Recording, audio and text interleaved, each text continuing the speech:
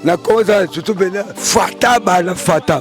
le plus riche du monde déjà Lumumba parce que le gouverneur nyosa koya kosa la dépense ya lokuta na ndenge na ye. Fataba. Na yebi ngoko baza po basala musala mais bango rien. Bazo sale loroté. Fataba. Je sais qu'ils sont allés là-bas pour aller avoir leur avoir. Ils ont oublié le but. Fataba. Tu votes pour le bénéfice au Parlement. Mais bah le bélo comme côté. Fataba. Tu y a pesa beaucoup na pesa bakaye na babiki na tuka. Ah, poste parce que papa pena sobo ni kaye. Fataba. En tout cas pena mosca tu me mona. Po bango fo to tinde bango po baza pour biso me bango elo amalonga mo ba sala ngo ezate. Ya ko biso population to ko na kanda. Fataba. Faso betike basoba beno. Bete vote ke beno. Beno me pesa bete bilela beno ba injulukable. Na koza tutubela. Fataba. Tozoteka kutu banda tongo tuko sala salongo yango moni mwa mai kauki dogi na tongo zaki poto makasi moyebiso ba mama toteka ezate yango tozosenga na bakonzi bameka na kotela biso na nzela oyo babongisela biso nzela banda kuna place beto esukaki ti koto nyonso do so imbule beti moyeza bato batambolaka bazaka koto moye kuta okota boye baklia bakota ta koto po ba kosombela biso biloko moyeza te en tout cas basunga biso penza pona barabara oyo batela biso ata beto na barabara oyo kosala biso bien yango eza posa biso ba mama toza posa lisungi na bino bakonzi na biso atiesaki esukaki kuna siko koto onde awa nde toza na pasi nde koto oyo yango nde toza na pasi toza na posa bakontinue susu kote oyo po biso mpe to bamama tozwa moya koteka po bapoto moya eza te tosala salongo yango moni bino bozwi makoki ya kokoma awa moyen te papa toza na kati ya wenza mvwadi me biso awa toalete eza te kosumba na pasi tala poto na wenze boye bakonzi baokota ndeni na kati ya marché kitoko te nzela oyo ekenda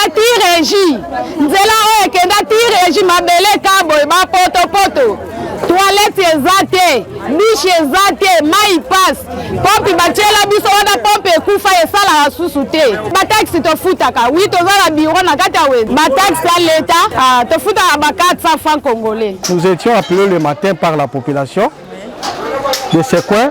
Voadou, vous connaissez mieux que moi que Voadou c'est un coin réputé commercial. C'est-à-dire la plupart de la population de ces coins vit au petit commerce. Mais nous, en tant qu'autorité, on devait quand même s'enquérir des conditions auxquelles cette population est en train de vivre. Mais ce que nous avons découvert ici à notre arrivée, c'est déplorable. Puisqu'ailleurs, on dit après la pluie, c'est les beaux temps. Mais ici, ça devient un mauvais temps. Très mauvais même. Vraiment, c'est déplorable. Vous avez les images. Nous demandons aux autorités, nous en tant que les élus du peuple, nous sommes venus. Il y aura des recommandations que nous allons faire auprès de l'autorité exécutive. Mais nous demandons d'abord que chacun de nous ait quand même la volonté politique. C'est ça le problème. Les gens ne veulent pas aider la population. C'est-à-dire nous sommes là, c'est pour la population.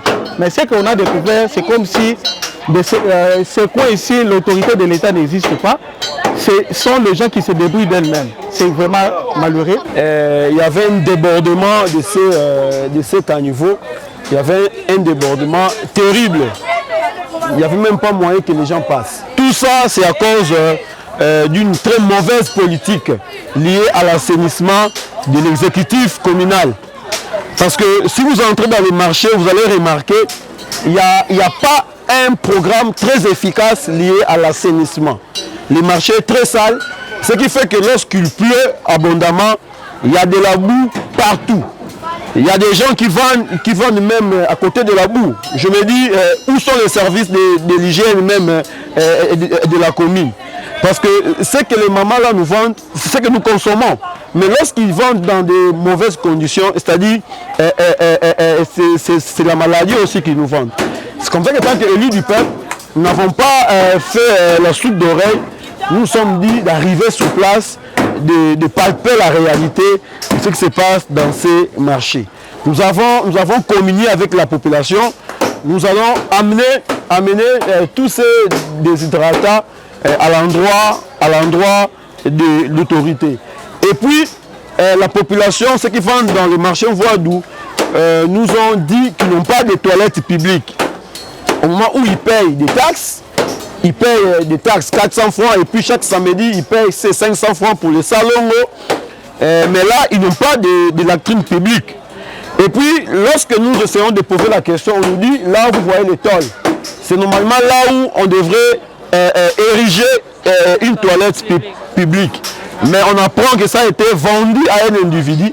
Nous allons essayer d'entrer à profondeur dans ces dossiers et puis voir, et puis rétablir tous ces assujettis, tous ceux qui payent leurs taxes dans leurs droits. Ils ont droit de vendre dans de très bonnes conditions. Et puis, il faut que l'exécutif communal pense à ériger une toilette publique. Parce que lorsque les gens payent leurs taxes, je crois, en retour, ils doivent aussi bénéficier de quelque chose.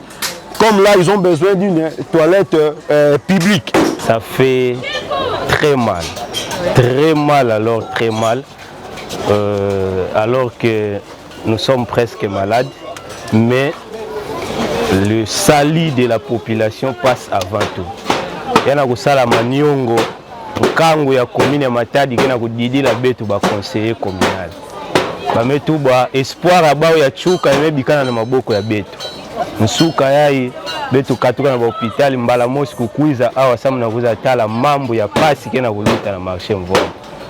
Beno mosi memona population bana kudila ba mama nyonso ya eketekaka na kati ya marché bana kunionga nike kuiza banda suka mvula mekanoka kilumbu mvimba nike TKV samuna ni na TKV samuna batu nyonso kena kutina poto ina mwayeba kuma tiko te bao bana tekila kevi ba mesuka bao kaka ne bande to monaka diambo ya kiese ya mbote ya tata bourgmestre salaka na kubanda kubetone entrée ya marché beto budilaka ni maboko mais diambo ya pasi kele bisalu ina emetele maka tiki lumbu ya bubu yai ya ukutu ke sujet à la une na commune beto ya Matadi beto bokilaka ni to yuvula tata bourgmestre sam na nini bisalu mesukila vana diambo ya mbote plein mebanda ya kusala balabala yai samu population qui tekaka na marché bateka na façon ya mbote na bayina ke na ebandeli na bayina ke na chuka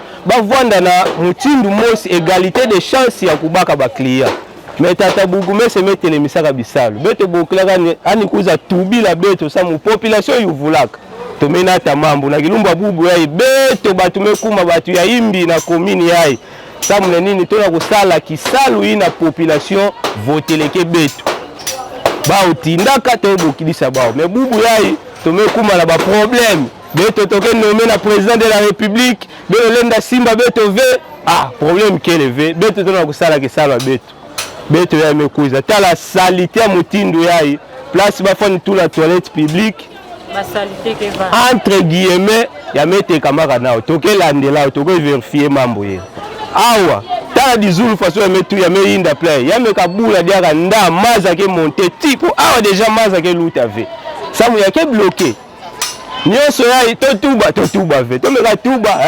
acharnement contre le bourgmestre acharnement beto pe samu na population toke vutuka manima ve kima mosi velenda lembisa beto mutu mosi peve ke kuza lembisa beto ke beno bika samu bao bake ba intouchable na république ya bubu intouchable kele diaka ve mambu ina meta la population beto toke kota ya tina chuka et population bao mosi to metula bao a témoin to bogidisa tata bourgmestre andime manga nani kukuiza toke na choave to mebika yandi beto to na sala kisalo bebe bogidisa beto mekuza tala toke tu badia ke kuna na marché Voadou ça ne va pas ani meka kuza manisa bisalo nani c'est bon ani ma manisa ve toke vutu kaka na beno nkangu samu solution samu na mambo ya bakama na koza surtout bena fataba.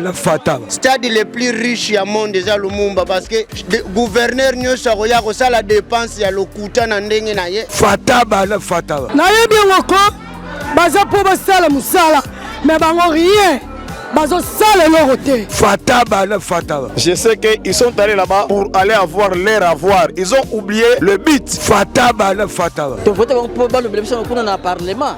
Mais balobela ko moko te. Fata bana fata. Tuya ipeza ko kuna pesa bakaye na babiki na ntuka.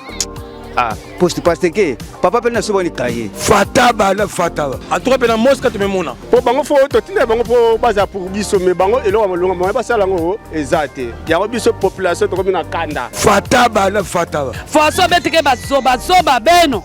Bete vote ke beno.